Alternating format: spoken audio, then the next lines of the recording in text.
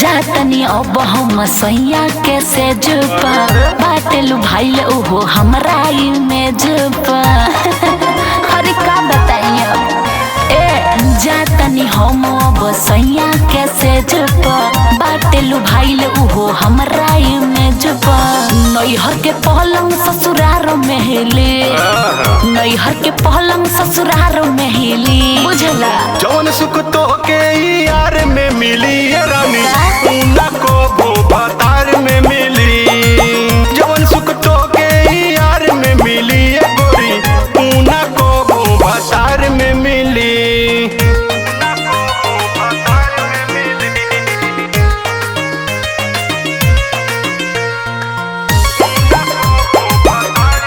अरे ऐसा बात नहीं खे हो। अरे तो कैसन बात है?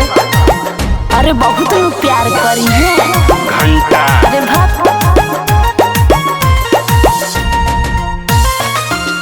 अब पहले के मजाए बाबू नहीं तोहरा के अब भेटाई तोहर मरद तोहरा के गोरी दिन भर घर में खटाई का बुझाइल अब पहले के मजाए बाबू नहीं तोहरा के कबो भेटाई तोहर मरद तोहरा के गोरी दिन भर घर में खटाई सुन ला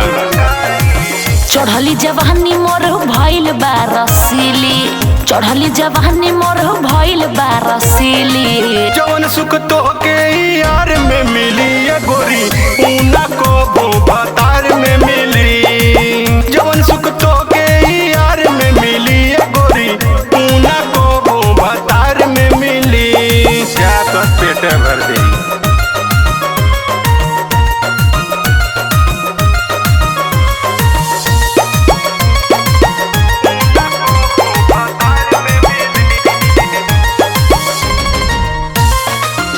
नहीं हमरा से मिले तू पहिबा भनी दूसरा के हम अब धन करो गोल्ड सुनील पे गोरी आइल बा तोहर मन। अरे ई बात तो सही कहला अरे हाँ नहीं हमरा से मिले तू पहिबा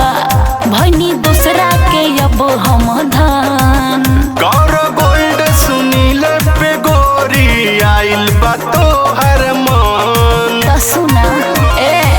छोटे लाल देहाती से यहाँ लेके जाई दिल्ली छोटे लाल देहाती से यहाँ लेके जाई दिल्ली जवन सुख तो के यार में मिली गोरी ऊना को भतार